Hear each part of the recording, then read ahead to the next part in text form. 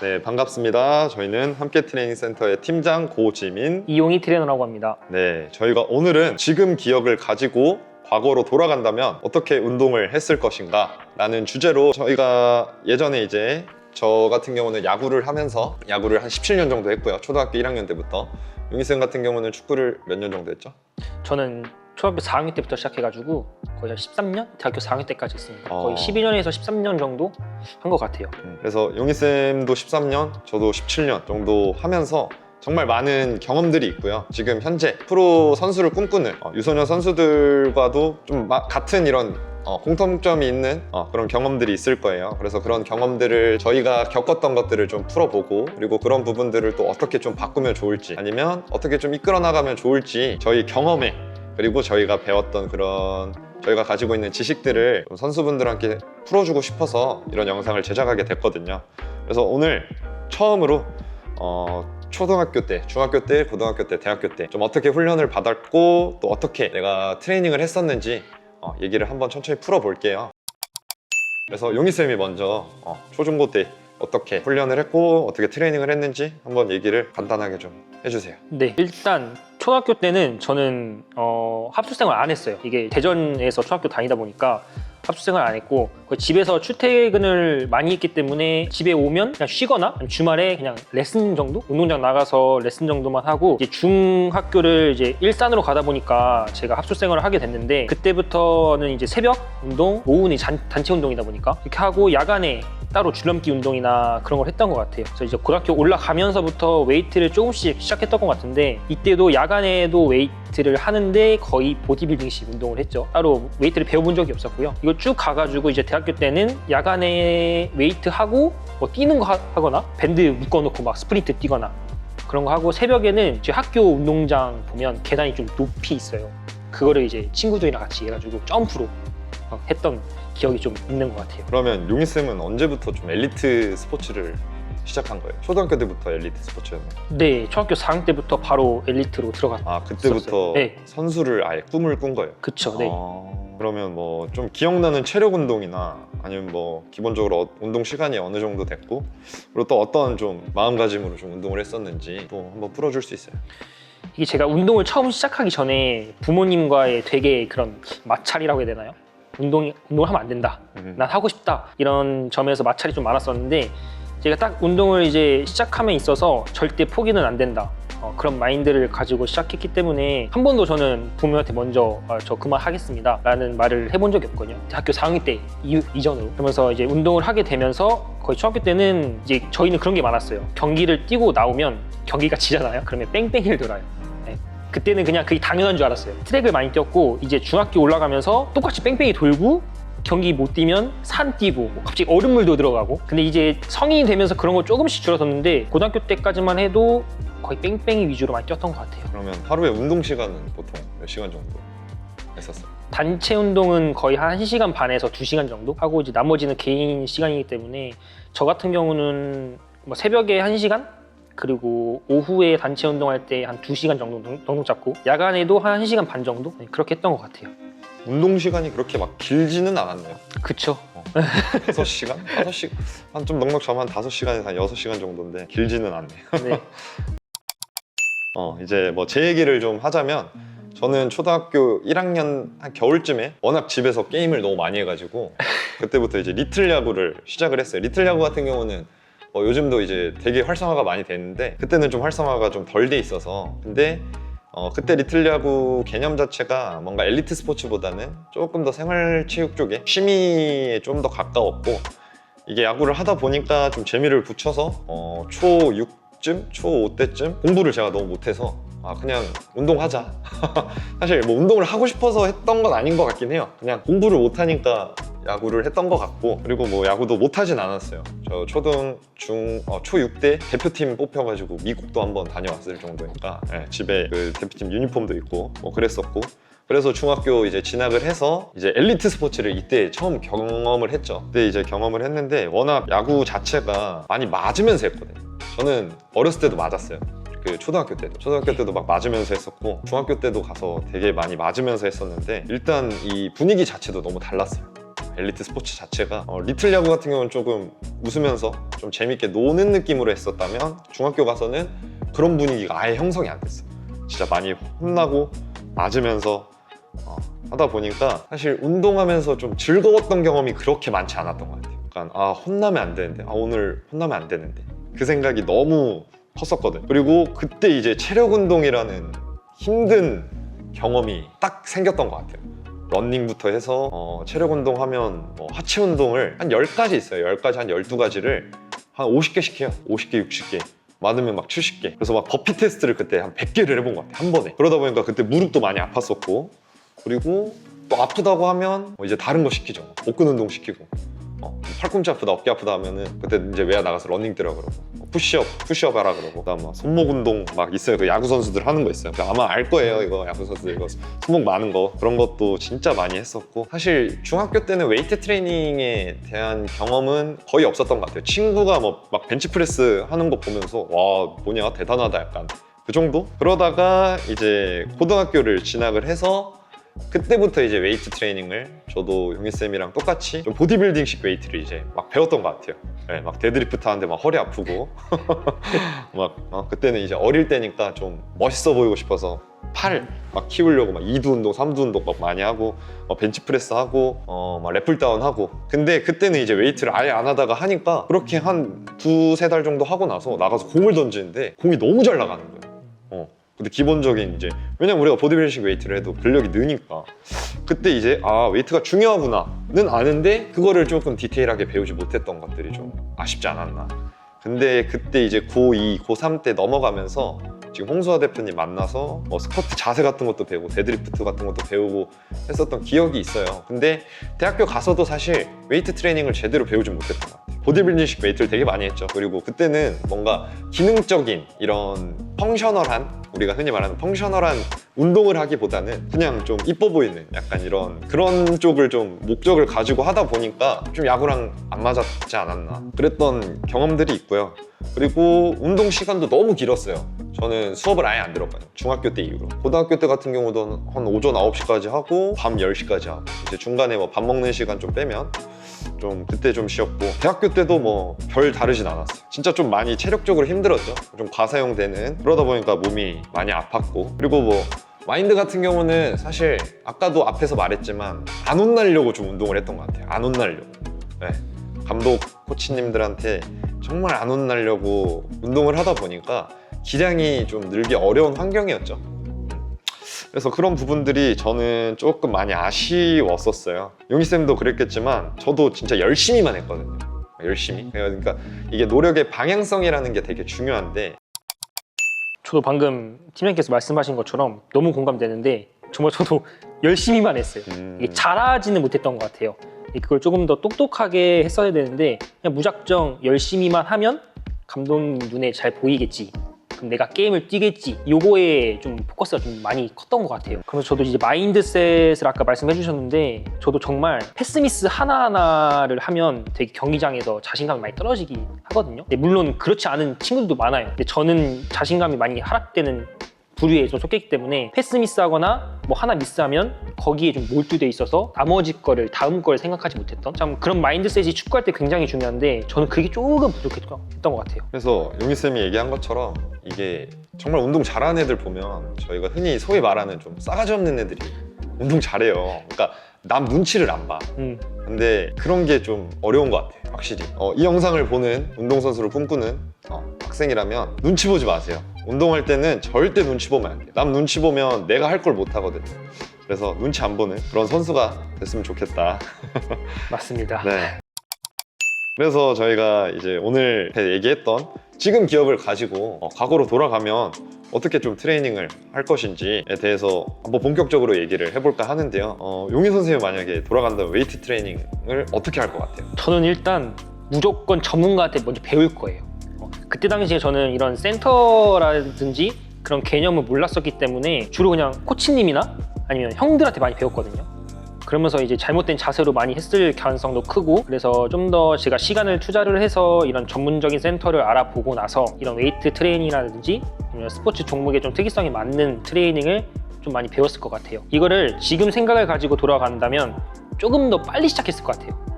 한 중학교 때쯤부터 좀 시작했을 것 같고, 그리고 이제 특히 눈치 보지 말고 쉬는 거. 저는 웨이트 트레이닝을 그냥 단순히 근육을 늘린다라는 개념에서 좀 하지는 않았을 것 같고요. 일단 기본적으로 저는 첫 번째를 이제 키워드로 한다면 움직임을 잘 만들기 위해서 트레이닝을 배웠을 것 같아요. 움직임.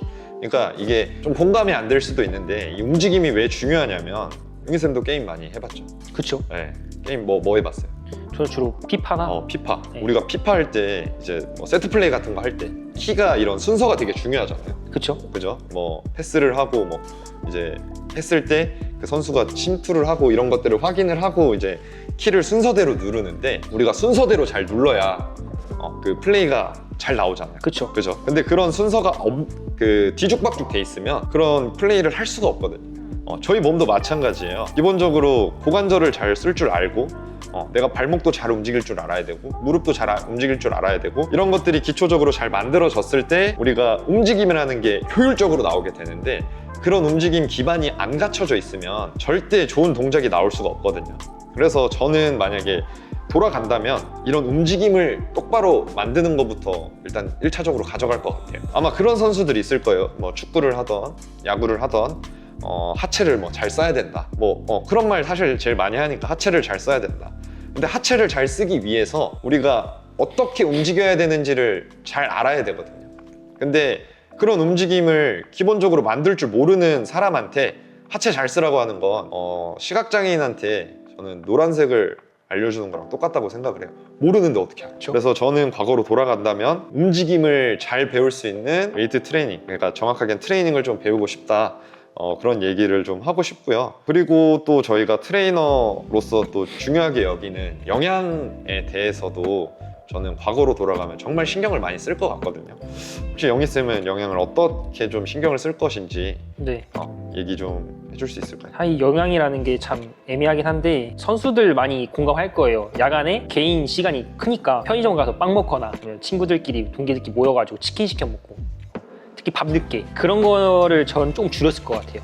그러면서 삼시세끼를 조금 더 탄단지를 맞춰가지고 잘 챙겨 먹고 특히 수분, 물 좀 많이 잘 챙겨 먹었을 것 같아요. 수분 같은 경우 수분 얘기하니까 저 중학교 때 네. 저는 이제 1학년이면 그 시합 때 뛰잖아요. 그럼 물 먹는 게 정해져 있어요. 물을 못 먹어. 선생님 그런 경험 있어요? 있어요. 무조건 있어요. 어느 정도였냐면 선배들 챙겨주면서 따줘요. 들어올 때 이제 공수교대하면 뛰어들어온단 말이에요. 캔을 딱 까줘. 그럼 그 형이 먹어. 남아. 야 너 이거 먹어. 와 그때 그게 너무 좋아서 마시면서 진짜 너무 좋아했어.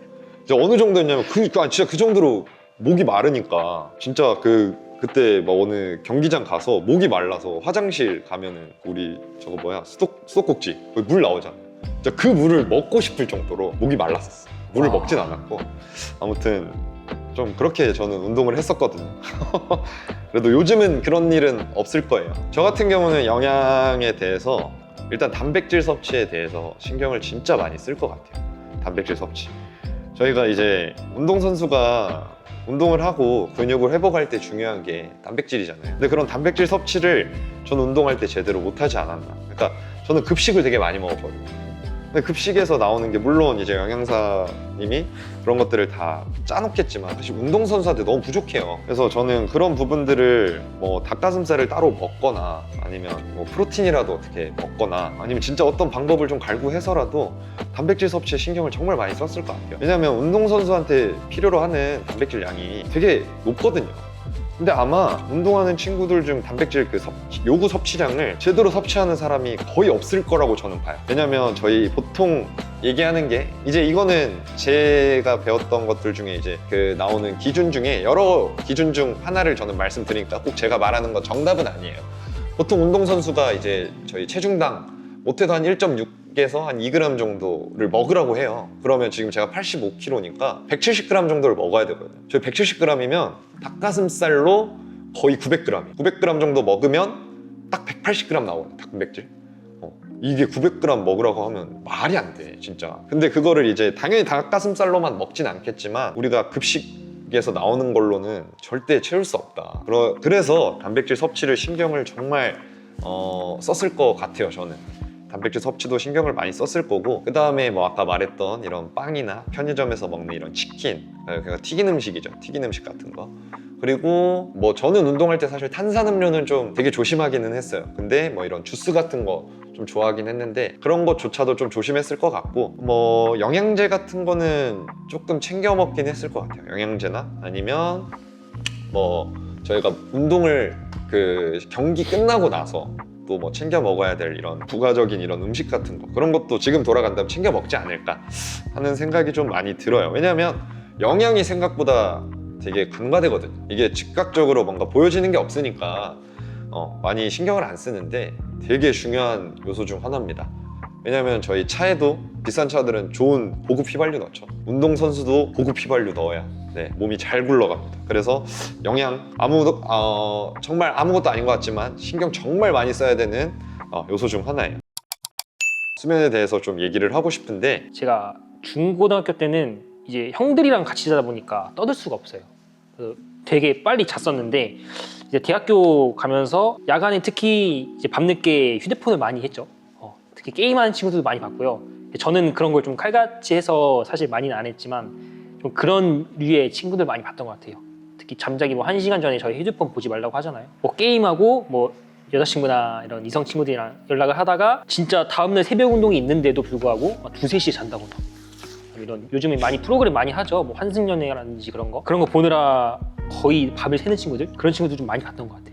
있으면 그럼 운동할 때 보통 몇 시간씩 잤어요? 주로 10시 취침했거든요. 이건 대학교 시절 기준이고요. 10시 취침을 하면 한 11시 반엔 자서 아침 새벽 운동을 나갔던 것 같아요. 한 6시 반 기상도 하고 아침에 이렇게 대략 한 7시간 정도? 8시간 정도?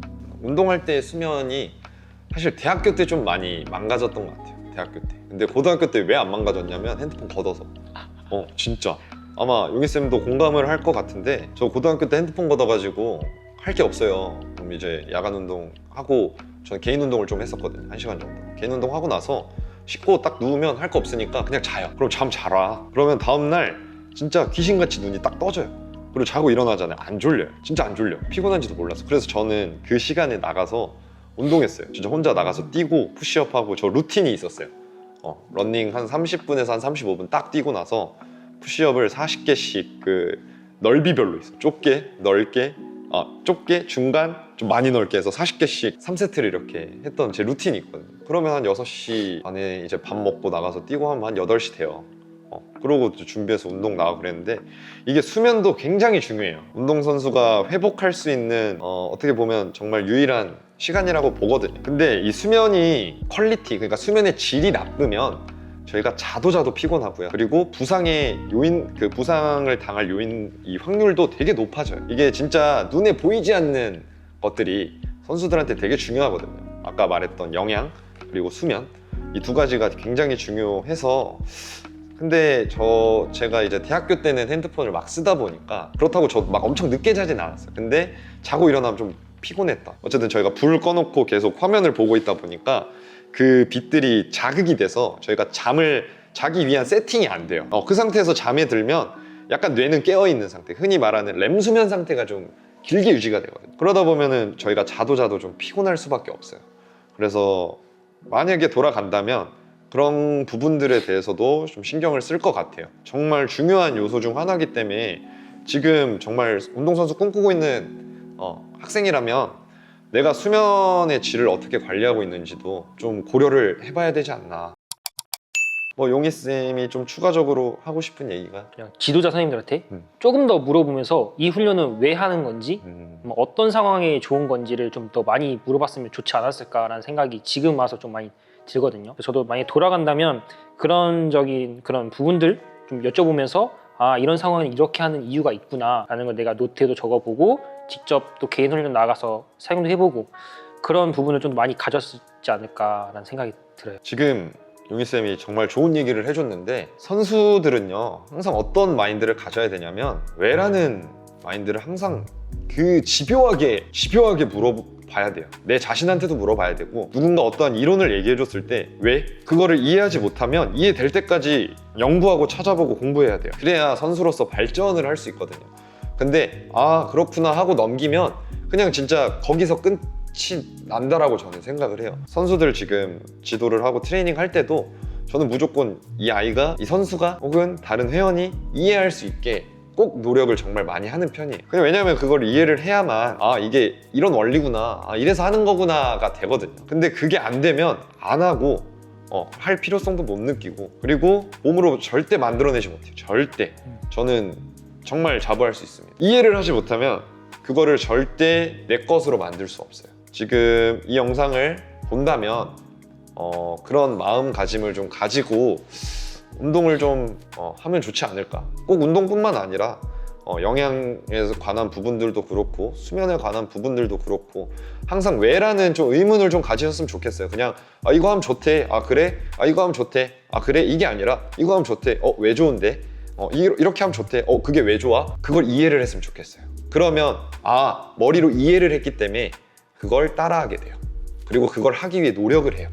그래서 꼭 왜라는 좀 의문을 항상 가지고 좀 살아가는 사람이 되었으면 좋겠습니다. 그게 사실 인생 살아가면서도 되게 좋은 자세가 되지 않을까. 그 요즘 논란이라고 해야 되나요? 저랑 팀장님 사이에서 논란이라고 해야 되나요? 네. 오탄이냐 손흥민이냐 아니면 축구가 더 힘드냐 아니면 야구가 더 힘드냐 이 주제죠. 아 이거 얘기하면 진짜 거의 하루 종일 얘기할 수 있는데, 힘든 건 당연히 축구가 더 힘들어요. 근데 어려운 건 야구가 더 어려워요.